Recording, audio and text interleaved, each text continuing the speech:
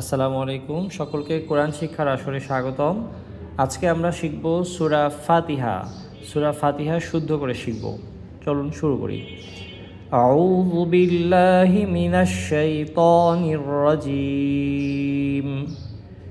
বিসমিল্লাহির রহমানির রহিম। আলহামদুলিল্লাহি রাব্বিল আলামিন। الرحمن الرحيم مالك يوم الدين إياك نعبد وإياك نستعين اهدنا الصراط المستقيم صراط الذين أنعمت عليهم غير المغضوب عليهم ولا الضالين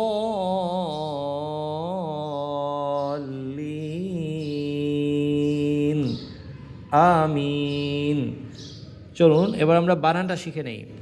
আলহামদু, আলহামদু, হামজা লাম জবর আল, হা মিম জবর হাম, আলহাম, দাল পেশ দু, আলহামদু। হা বর্ণটা চিকন উচ্চারিত হবে, হা হরফ কণ্ঠের মাঝখান থেকে উচ্চারিত হবে। আলহামদু, আলহামদু, আলহামদু। লিল্লাহি, লিল্লাহ, লামে খারা জবর আছে। আল্লাহ শব্দের লাম কখনো লা এবং ল উচ্চারিত হয়। কিভাবে জানবো কখন লা এবং ল হয়? আল্লাহ শব্দের এই লামটাকে যদি জের দিয়ে ধরা হয় তাহলে লা উচ্চারিত হয়, আর আল্লাহ শব্দের লামটাকে যদি জবর বা পেশ দিয়ে ধরা হয় তাহলে ল উচ্চারিত হয়। যেমন আল্লাহু, এখানে হামজা লাম জবর আল, জবর দিয়ে ধরার কারণে ল উচ্চারিত হবে, লাম খারা জবর লা, আল্লাহ হাফেশ হু, আল্লাহু। আর এখানে লিল্লাহি, জের দিয়ে ধরা হয়েছে, লাম লাম জের, লিল লাম খারা জবর লা, হাজির হি, লিল্লাহি। আলহামদুলিল্লাহি, আলহামদুলিল্লাহি রব্বিল, র র বর্ণের উপরে বা র হরফের উপরে জবর থাকলে র হরফটা মোটা উচ্চারিত হয়। রব্বিল, রব্বিল, রব জবর রব, বা লামজের বিল, রব্বিল।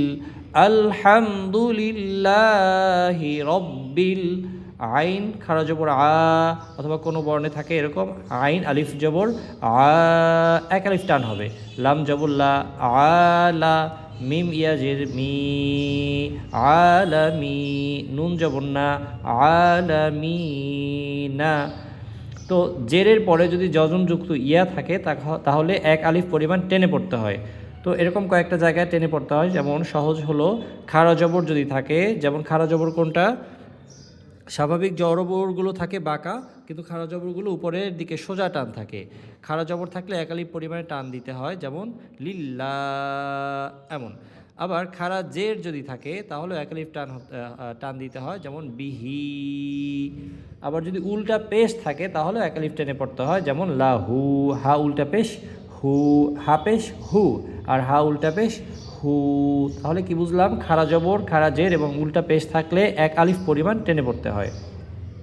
এরপরে টেনে পড়ার আরেকটা জায়গা আছে, সেটা হলো জবরের পরে যদি খালি আলিফ থাকে তাহলে এক আলিফ পরিমাণ টেনে পড়তে হয়, যেমন আইন আলিফ জবর আ, আইন জবর হয় আ, আইন আলিফ জবর আ। আবার জেরের পরে যজমযুক্ত ইয়া থাকলে এক আলিফ পরিমাণ টেনে পড়তে হয়, যেমন মিম ইয়াজের মি, স্বাভাবিক মিম জের মি, আর মিম ইয়াজের মি, আলামি, নুন জবর না, আলামিনা। যখন আমরা পূর্ণ বাক্যটা পড়ব তখন এমন হবে, আলহামদুলিল্লাহি রব্বিল আলামিন। আর একটা সহজ নিয়ম বলি, সেটা হলো কোথাও যদি দেখি এক আলিফ টানের পরের বর্ণে থামা হয়, এক আলিফ টানের পরের হরফে থামা হয়, তাহলে আমরা তিন আলিফ পরিমাণ টেনে পড়বো। এটাকে মধ্যে আরজি বলে। আমরা যারা এটা বুঝবো না তাহলে আমরা সহজ একটা বিষয় খেয়াল করবো, এক আলিফ টান যেখানে দেওয়া হয় তার পরের হরফে যদি থামা হয় তাহলে তিন আলিফ পরিমাণ টেনে পড়বো।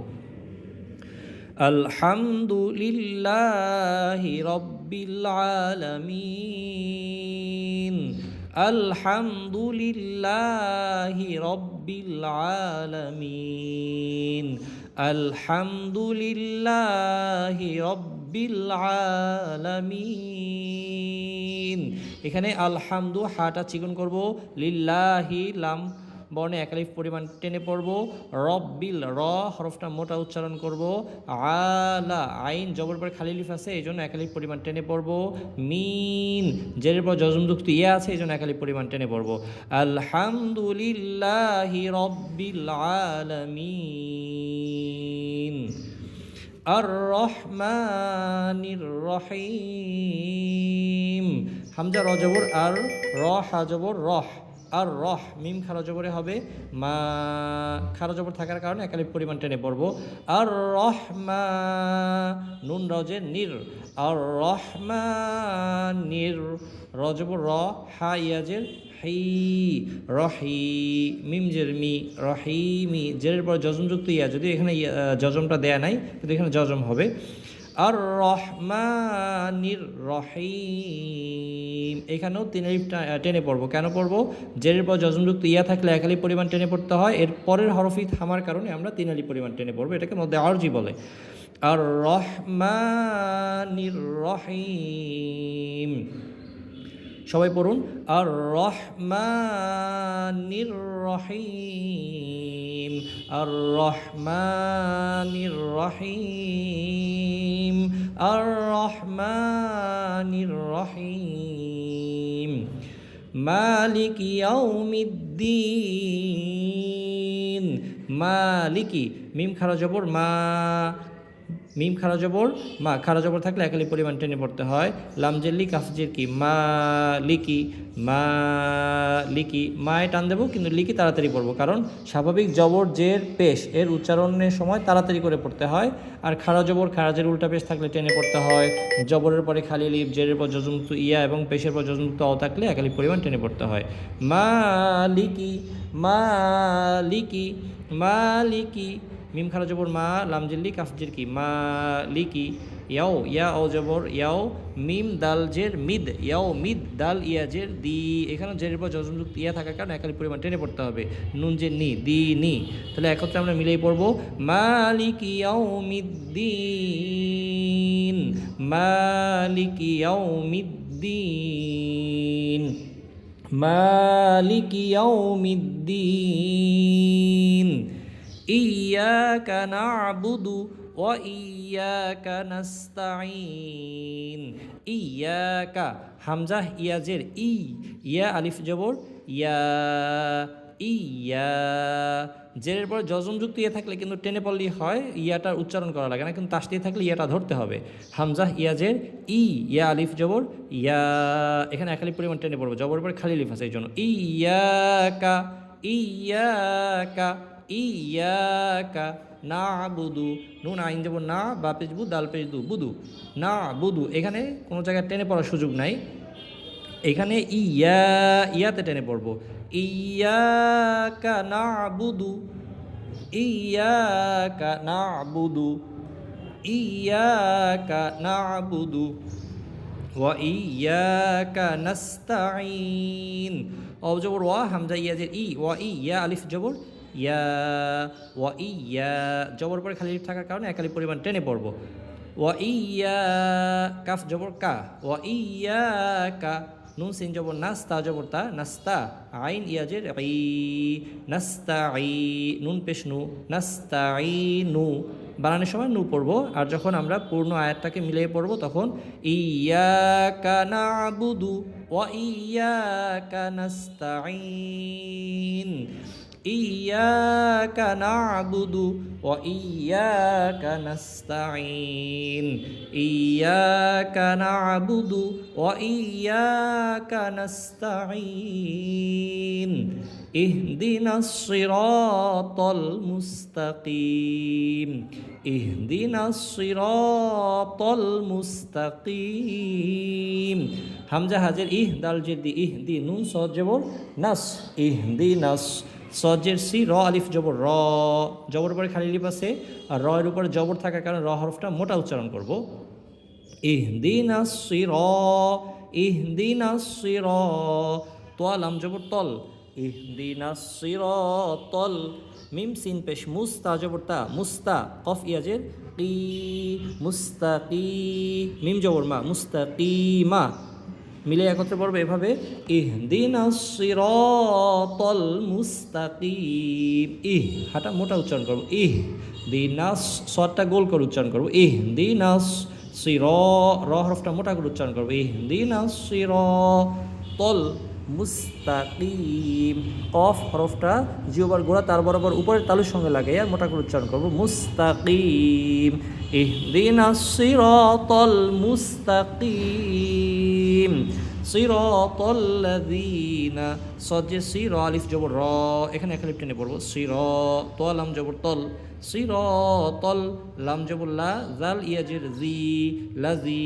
নুন জবর না সিরাতাল্লাযীনা আনআমতা হামজা নুন জবর আন আইন মিম জবর আনআমতা জবর তা আনআমতা সিরাতাল্লাযীনা আনআমতা আইন জবর আ লাম ইয়া জবর লাই আলাইহা মিম জের হিম আলাইহিম সিরাতাল্লাযীনা আনআমতা আলাইহিম সিরাতাল্লাযীনা আনআমতা আলাইহিম রয় টেনে পড়বো লাযীনা জেরের পর জজম যুক্ত ইয়া থাকার কারণে খালি পরিমাণ টেনে পড়বো আনআমতা আইন হরফটা গলার মাঝখান থেকে মানে কণ্ঠনালীর মাঝখান থেকে উচ্চারিত হবে আমতা প্রথমটা আন আন আর পরটা হলো আমতা আলাইহিম